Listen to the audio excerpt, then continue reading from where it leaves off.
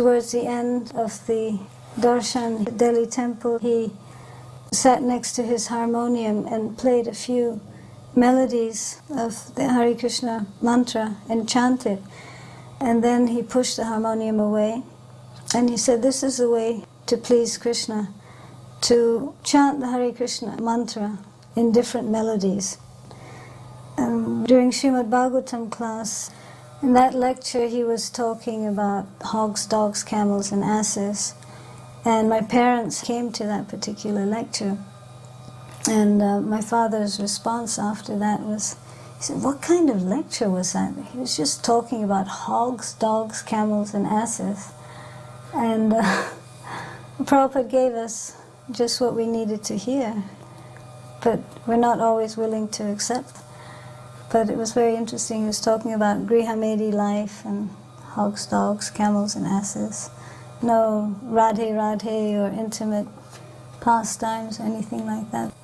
When you look back now, it's so much clearer, you know, how his preaching was medicinal on the level that we needed to hear these things, and we still need to hear these things. He's giving the right medicine, the right dose at the right time. Not like a quack who give you something that you like to take, but doesn't actually do the job. And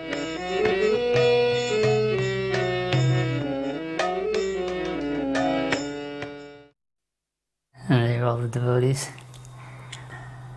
But you can see Prabhupada, after arriving 10 hours on the plane, 12 hours, sometimes 15-hour flight, he's always fresh and spry. Navayovana, Krishna's Navayovana. So Prabhupada was the servant of the ever-fresh Krishna, so he was always spry himself too. And Prabhupada's weighted down with the flowers. There was never too many flowers. Prabhupada would distribute the flowers. And there he is, from material calculation, an old man walking with the young, spry, enthusiastic devotees. This was a great scene. Prabhupada felt comfortable in the presence of all the young, enthusiastic devotees. He didn't feel out of place.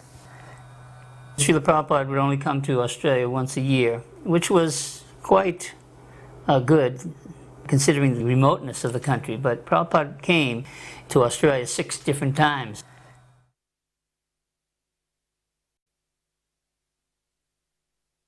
This is a good picture. On the right is the temple, and on the left is the Prabhupada house. Beautiful yellow and white. We painted the whole house. Up on the top it said Prabhupada house. There's a widow's walk on the top where they could look out into the ocean. There's Prabhupada walking in. This old house was about 100 years old, a Victorian house, a historical house. It was the first house in the whole neighborhood that was built by a rich man. All the details about it you can get from Korma's book, The Great Transcendental Adventure, by Korma Das, the cook.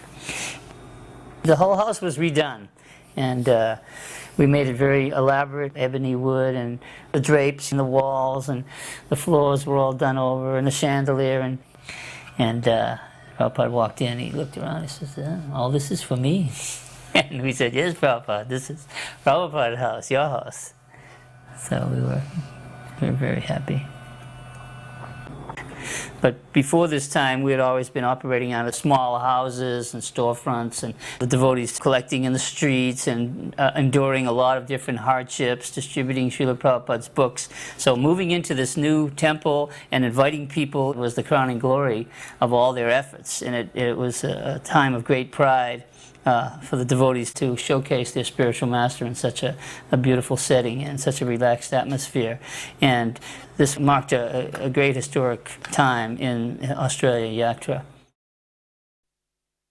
When Prabhupada came back and they took him up to his room, and so I went up there and brought this beautiful silver bowl with these peanuts and spiced rice bubbles in it.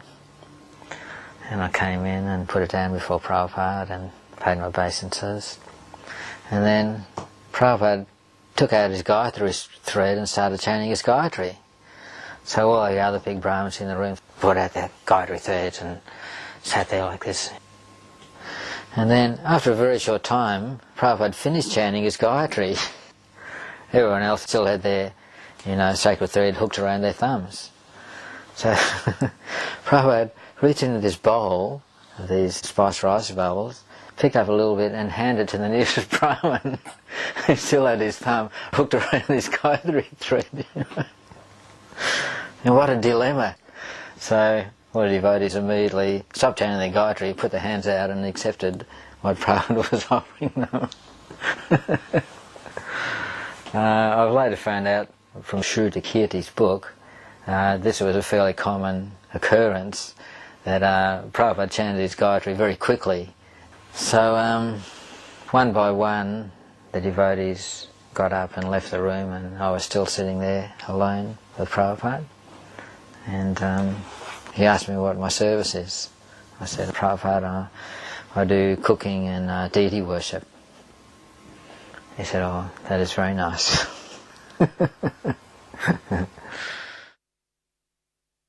This is one of the things I think the devotees really appreciate, and I talk about it a lot, is, it's seeing how, or hearing how Prabhupada lived. That, we all need to see and know how Prabhupada practiced Krishna consciousness. And taking prasadam was, to me, was just such a wonderful activity, the way he did it. You can see he always took prasadam alone, 99% of the time. And if there was someone who was in the room and I would bring him prasadam, he would just very graciously, he would take off a piece of fruit or 2 or 3 for whoever was there, or a little sweet, and just give them a little something and say, okay, Hare Krishna, and send them on their way. And then he would sit there and he would just honor prasadam. He did it very calmly and peacefully, and never in a rushed way, never talking about different things, but he relished prasadam. It was such a nice thing to see. There's another thing we do, especially as Westerners, we can turn taking prasadam into meeting times and just socializing times with other devotees, just carelessly, talking about whatever, and really not get into the significance of honoring prasadam, mercy from Krishna. You could see with Prabhupada, he took it in that way. You could just feel, he was honoring Krishna in the form of his prasadam. So wherever he was, prasadam he was ready to have right around noontime. And as he traveled and the time changes, he would just immediately adapt. There was no adjustment periods for Prabhupada. Never talked about jet lag, having to recover, take a day off. Just went right in and immediately accepted his responsibilities that he had, given himself, giving class, greeting the deities, morning walk, meeting with the devotees, the management, giving advice. The first time I met Srila Prabhupada, I met him in Burnett Street. Upendra asked me up to go and see him, and I sat down after offering my obeisances, and Srila Prabhupada looked straight at me and said, so you've had doubts? And I hadn't said a word, so it was obvious straight away that I was in the presence of someone quite extraordinary, because I did have doubts and I hadn't expressed them. And I said, yes, Srila Prabhupada, I really like to chant, but I have a lot of trouble with the Hindu mythology, with people with 4 heads flying around on swans, was exactly what I said. And he sat back and put his hand back behind his head, played with his seeker, and sort of looked up. And then he looked back at me and he said, so don't worry about that, just chant, and everything will be fine. So that was the first instruction he ever gave me. I took that very seriously, and I started chanting like 32 rounds a day. I took it on board as best I could. And then from that point, the next time I saw him was in Sydney. Someone had told him I was an artist. And he said, so you're an artist? And I said, yes, Srila Prabhupada, I'm a painter. And he said, could you design a temple? I was young, so I said yes. So he got me to come around his desk and sit right next to him. And so I sat down next to him, and everyone was askance, they were sort of all quite taken back. And so was I was trembling. I remember everything was trembling. And he took out all these small black and white photographs of Vrindavan, and particularly the temple where he lived, the Radha Damodar temple, and showed me the photographs. And he asked me to design a temple for Vrindavan. And he gave me this whole, there must have been 50 photographs. So what happened is I went away and designed a temple, but I didn't stick to the Radha Damodar format that he gave me, and I designed something far too modern. And in the end I produced a huge architectural model and everything, with none of which I'd ever done before. So it was really quite wonderful, because I was only 22. But he was very kind through the whole process and very supportive. And he did mention that when you do something with the mood of service, it's not necessary that it be carried out for the service to reach fruition, because the actual engagement in that mood was the thing that mattered. So he was very encouraging. The only reason I wanted to share all that is that I had a lot to do with the design of Burnett Street, and I had a bit to do with this as well, the current Melbourne temple. During that time there was a lot of petty divisions within the movement, and people were very concerned about whether you lived in or out of the temple and all of that sort of thing. And it was all very understandable, because people were very young, trying to find their feet in something that was way beyond their understanding. At that stage I had reasonably long hair, and I'll never forget this, because I did a painting which is now in Srila Prabhupada's room in the Melbourne temple here. And the painting is of Radha and Krishna with a peacock behind them. And I brought the painting in to give to Srila Prabhupada. It's 4 feet square and quite a heavy thing. And all the devotees were there, and Srila Prabhupada came out into the hallway, and he saw the painting and he said, "Oh, what is this?" And I said, "Oh, it's a painting I've done for you, Srila Prabhupada." And he smiled, and then he looked at my hair and he said, "So what is this?" And I started to say something about trying to look like everyone else and not scaring people, and I got about halfway through and realised it was nonsense, and so I just sort of laughed. And he reached out and rubbed my hair and laughed, and it was really sweet. It was the exact opposite of what I expected. He was very gentle with me, because I wasn't very strong spiritually or devotionally, so he was particularly soft with me. He just laughed and rubbed my hair, and it was one of the sweetest memories I have of Srila Prabhupada. And then he looked back at the painting and he said, "Bring it into my room." So I carried it in, and he said, "Put this painting right next to my bed. I want it to be the first thing I see in the morning and the last thing I see before I go to sleep at night." And that was it for me, that was the perfection of anything I wanted to aspire towards. And so I did. I put it there and I propped it on a table, and then he gave me some instruction, unfortunately most of which I can't remember. A lot of what Srila Prabhupada said was in Sanskrit, and that's why I don't remember. But the part I do remember at the end, he said, "I can write, you cannot write. You can paint, I cannot paint. Let's work together in Krishna's service." And so I took that very seriously and did what I could to help Madhavisa with the temple here in Melbourne. Darshans were pretty amazing. When Prabhupada would greet the deities, he'd be, of course, the centre of attention. But it all just went past him. He was totally unaffected. And he went in front of the deities as their most humble servant. And that, for me, reinforced his personal qualities. He'd be in ecstasy, and his eyes would be on Radha Vallabha, and you could see that tinge of the ointment of love. He'd be totally in love with the deities.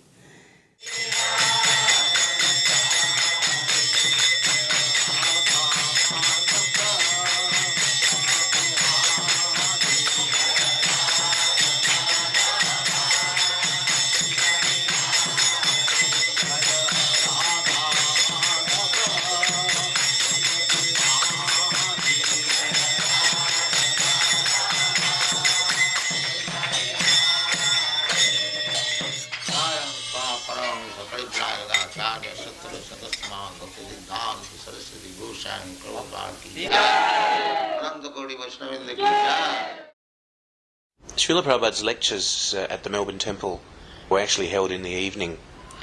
Normally Prabhupada's Bhagavatam classes were held in the mornings, but on the advice of Madhavisa Swami, with whom he always took counsel, he had a lot of respect for Madhavisa Swami, and Madhavisa had suggested that we'd get more guests along to the temple in the evening time. So Prabhupada, with a slight movement of his head and a smile, he agreed to Madhavisa that yes, definitely we'll do that. So Prabhupada would take his morning walks at the Botanic Gardens, as he always loved to do. It was one of his favourite places to walk, he said. And then he'd come back to the temple. There would be greeting of the deities, and then Guru Puja, and then he'd return to his room, and we'd have the Bhagavatam class in the evening. During Srila Prabhupada's lecture, one devotee asked a question, and his question was that if a devotee is initiated as a Brahmin and he leaves Krishna consciousness, then isn't it appropriate that if he wants to come back, that he should be reduced to the level of a Sudra? It was a very theoretical kind of a question. And Srila Prabhupada cut him off quite quickly and said, "It is not for you to judge who is guilty and who is innocent." And then he tried again, and he rephrased, or he re-presented his question.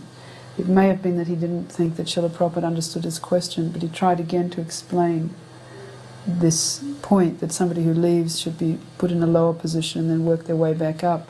And Srila Prabhupada again cut him off, and then he commented afterwards that only the spiritual master knows who is actually guilty and who is innocent. And that really struck me quite deeply, that Srila Prabhupada was indicating that we can't see from the outside what are people's intentions and motives, so as to be able to judge them or degrade them, for their offences or their faults. Each evening Srila Prabhupada will give a lecture, and a couple of the lectures he spoke on how society should be organised according to the Varnashram Dharma, and how it is the duty of the leaders of society to rule properly. So I was very impressed by these sort of lectures, because previously I'd been to university and I'd studied economics and politics, and I was interested in how society should be organised.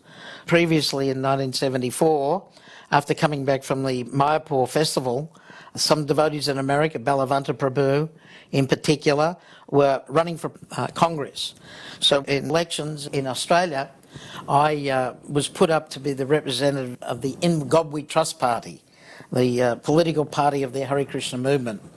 And from this, we got so much wonderful publicity, interviewed on so many of the leading current affair TV programs, on the Mike Willesee show, in Melbourne Tonight. And when I was on the Mike Willesee show, he asked me what our policy was.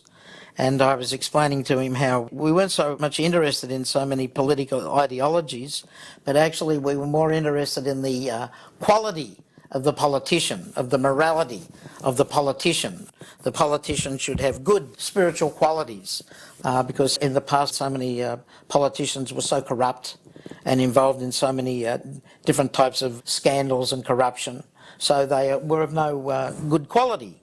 One of our platforms was that if we got elected, we would close down the two bars in Parliament House, where the politicians would go and they would drink so much alcohol, and then after deciding to have the vote, they would ring the bell so that all the politicians were forced to leave the bar and to leave their drinks and to go back into the house and make the vote. So we made a big point that so much legislation was passed in the Parliament by intoxicated leaders. So we thought that this was actually quite disgusting. Our political platform was actually based on Harinam. We would go out and we would chant on the streets of Melbourne, and we would stop in a particular place and perform the kirtan, and of course hundreds of people would come around. Then we would stop the kirtan and I would stand on a soapbox and get up and talk about the philosophy of Krishna Consciousness. And we would talk for 3 or 4 minutes and everyone would listen, and I would finish and they would all clap in appreciation. Then we would continue chanting on down the street and stop at the next corner and get up and give another talk. So actually we went around the suburban streets where there were just houses, and we would have kirtan up and down the suburban streets. So in this way, not only were we participating in a political process, but it was all based on Harinam of Sri Chaitanya Mahaprabhu. So in that way, we were spreading Krishna consciousness. So as we engaged in the electoral campaign, we got quite a lot of publicity. And one evening we were on a show called Melbourne Tonight, which was a big variety show in Melbourne. And one man came to Australia, and his name was Arnold Schwarzenegger. And he had just won the title of Mr. Universe for the second or third time. And he was doing a tour of Australia, so he was a very smart guy. And he saw me on this political show, so he wanted to get publicity for himself. So the next day he rang up and he suggested that we have a meeting together, and he could bring along a cameraman, and we would have publicity for him and publicity for the Hare Krishna political campaign. So we agreed to it. So the next day Arnold Schwarzenegger came and we met with him, and we had a big discussion. And we were explaining to him that we're not this body with the soul, but he was flexing his muscles and telling us how good and how big and how powerful he was. And he was fit and healthy, and we weren't fit and healthy because we were doing meditation. But we challenged him to come out on an 8-hour kirtan with us and see if he could keep up. You have to be very fit. But anyhow, he declined. And then finally, he brought a photographer along and he took a photograph of myself and him shaking hands. And the next day it appeared in the paper, and it had the man of the body meets the man of the spirit, and a very, very nice favourable article underneath that caption. Prabhupada was giving class in one evening. I think it was the first evening that Prabhupada was there. And we'd all been working really hard and hardly slept at all for like a few days, preparing everything. And so as Prabhupada started the class, I think more than half the devotees nodded off. And then Prabhupada told everyone to wake up. And I was one of them. I ended up going to sleep. I hadn't slept properly for at least 3 days. So I tried even standing up, but I almost fell over. Anyway, Prabhupada for 2 or 3 times told everyone to wake up. And then after that, Prabhupada actually got quite heavy. And he started explaining that the disciple's responsibility and duty is to hear from his guru, and that it's very disrespectful for a disciple to go to sleep in front of his guru while guru is giving Harikatha. Prabhupada was very, very strong on that. So that was good for me because it helped me understand the relationship between disciple and guru. Because at that time, we were doing so many things, but Prabhupada pointed out that the most important thing was to hear from your guru. So I always remember that. When Prabhupada was on the Vyasasan, I took it upon myself to take his water in his lota when he's finished. That was my task. I took it to the kitchen and took that water and distributed it. And I was a bit greedy. I had most of it. Prabhupada was, he was the real centre for the movement in Australia. When he was here, everybody was there, and it was just so exciting. Everybody drove from everywhere to be there. And it was all around Srila Prabhupada. And even the people on the edge who were just interested visitors would get caught up in that enthusiasm. And I'm sure many of them joined as a result. Sarvapadhi vinirmuktam tat parattena nirmalam rishikena rishikesa sevanam bhakti ruchyate. This bhakti means that we have to clear ourselves from the designation. What is that designation? Everyone is thinking, I am American, I am Indian, I am European, I am Australian, I am cat, I am dog, I am this, I am that, body. We have to cleanse this bodily conception of life, that I am not this body. Aham Brahmasmi, I am spirit soul. This you have to realize. Then there will be no distinction. And here is an American, here is an Australian, here is a Hindu, here is a Muslim, here is a tree, here. No. Pandita Samadarshina. Pandita means learned. one who knows things as they are. For them, Vidya Vinaya Sampanne Brahmane Gavi Hastini Suniche cha Sapake cha Pandita Samadarshana. A person very learned, Vidya, and very gentle. Vidya means, educated means he is gentle, sober. He is not rogues and ruffian. That is Vidya. That is the taste of education. He must be very educated, sober and silent. That is called gentleman in one word. Abhuta prasannatma, na sochati, na kankati, samas sarveshu bhutesu, mad bhakti ravate para. Samas sarveshu bhutesu. Unless one is spiritually realized, he cannot see equally everyone. Then, samas sarveshu mad bhakti ravate para. Then one can become real devotee of the Lord. After surpassing the Brahma-bhuta stage. So this bhakti line is not so easy. But by Chaitanya Mahaprabhu's mercy, we have installed the deity here in your country. You are very fortunate that Chaitanya Mahaprabhu has come to your country to teach you how you become free of all anxieties. This is Chaitanya Mahaprabhu's mission. Everyone is full of anxiety, but everyone can be free from all the anxieties if he follows the path chalked out by Sri Chaitanya Mahaprabhu. And what is Sri Chaitanya Mahaprabhu's instruction? Very simple. Hare Nama, Hare Nama, Hare Nama iva kevalam, kalau nasti gatinam. This is not Chaitanya Mahaprabhu's personal version. This is in the scripture, Vedic scripture. Beyond Naradiya Puran, this instruction is there. As people are followed in this age, the method also has been offered very simply. They cannot follow any strong or severe austerities. It is not possible. They have been recommended simply to chant the holy name of God. That's all. Anyone can do. It is not difficult at all. Then if you say that you are from India, your Chaitanya is Indian, and he is recommending Hare Krishna, why shall I chant? I have got my own God. All right. If you have got your own God, then you chant his name. Chaitanya Mahaprabhu doesn't say that you chant simply Krishna's name. If you have got any relationship with God, and if you know his name and address,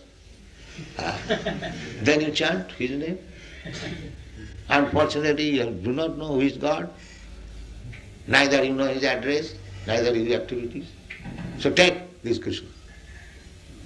Here is a solid name, and he give you his address, his father's name, his mother's name, everything. Krishna, his form, his activities, his qualities, we cannot understand with these blunt material senses. It is not possible.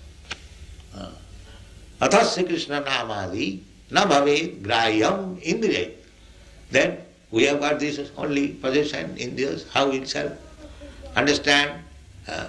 Sevanmukhi jivhadu. If you engage your senses in the service of the Lord, sameva spuratada, then Krishna will reveal to you the hearer. This is the process. Now, this word is very significant. Sevanmukhi jivhadu. Jivha means tongue. If you simply engage your tongue in the service of the Lord, you will gradually do it. how to engage the tongue. It is not said that if you see or if you touch, if you smell, no, if you taste. So what is the business of the tongue? The business of the tongue that we can taste nice food stuff and we can vibrate. Do these two jobs. Vibrate with your tongue Hare Krishna and take as much as possible prasad. And you become a devotee. Thank you very much.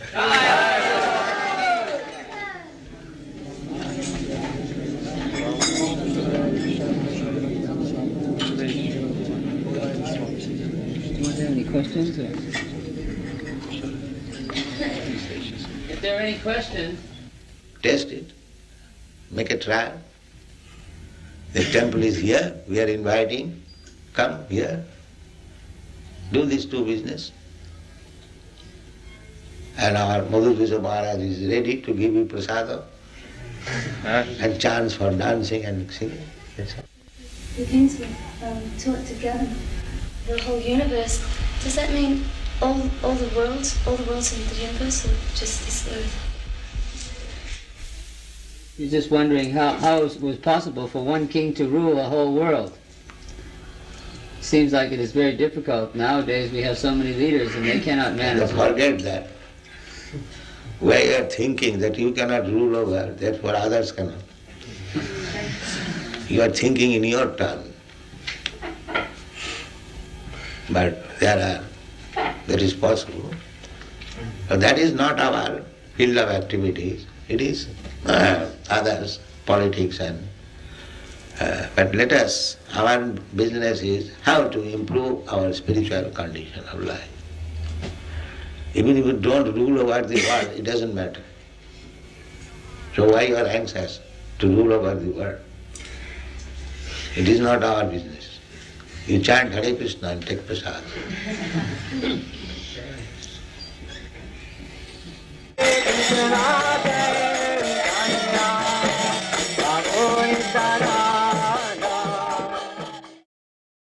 A memorable feature about Prabhupada's visit were the big kirtans that we had every night after Prabhupada's lecture.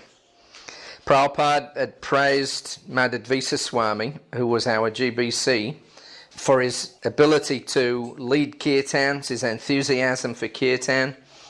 He had once told him, I think in India, that Madhvisa is the emperor of kirtan. Every day we would dance, we would sing. He had enlivened us all for several years. And of course, when Prabhupada came, he was especially enthusiastic. So he would lead the kirtans. When Prabhupada came, his secretary was Paramahamsa Swami. Paramahamsa, I remember, used to love playing the drum, really pounding away on it. And we would just all let loose. We would just dance up and down. We would let ourselves go. And seeing Srila Prabhupada sitting on the Vyasasana with that characteristic movement of his head from side to side, he would slightly close his eyes, he would play his karatals, and just become fully absorbed in the kirtan. And when we saw Srila Prabhupada in that kind of concentration and meditation on the holy names, and seeing him appreciate Madhvisa leading such enthusiastic kirtans and seeing the devotees so enlivened by it, it was just a fantastic reciprocation. All of the devotees just loved it. We would go wild.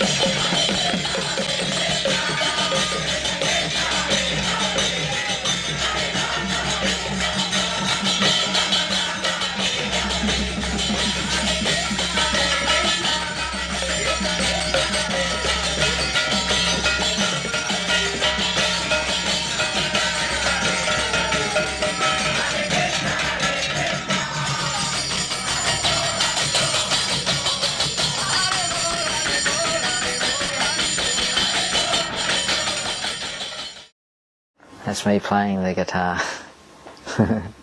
One thing I do remember about that particular time in 1975 is that there was that sort of breakaway, what we call the Hare Ball group, had a fairly big following in Melbourne, and because Prabhupada was there, they would all come along to the program and the kirtan, and they would try to persuade Prabhupada to come to their place, but Prabhupada said, no, you can just come along here, do kirtan and take prasadam. What's the difficulty? And a number of times he did stress the importance of kirtan and prasadam, specifically in Australia. So that's one thing that really struck me, and I still remember it to this day, and trying to do it in my own small way to continue this program. Very simple but very effective. Some or other people can become attached to hearing and chanting the holy name of the Lord and partaking the divine remnants of his beautiful vegetarian food. It certainly opens up their hearts. Glories to them. Glories to them. Thank you very much.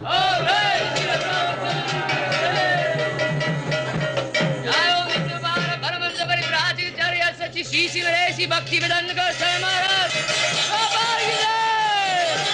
Srila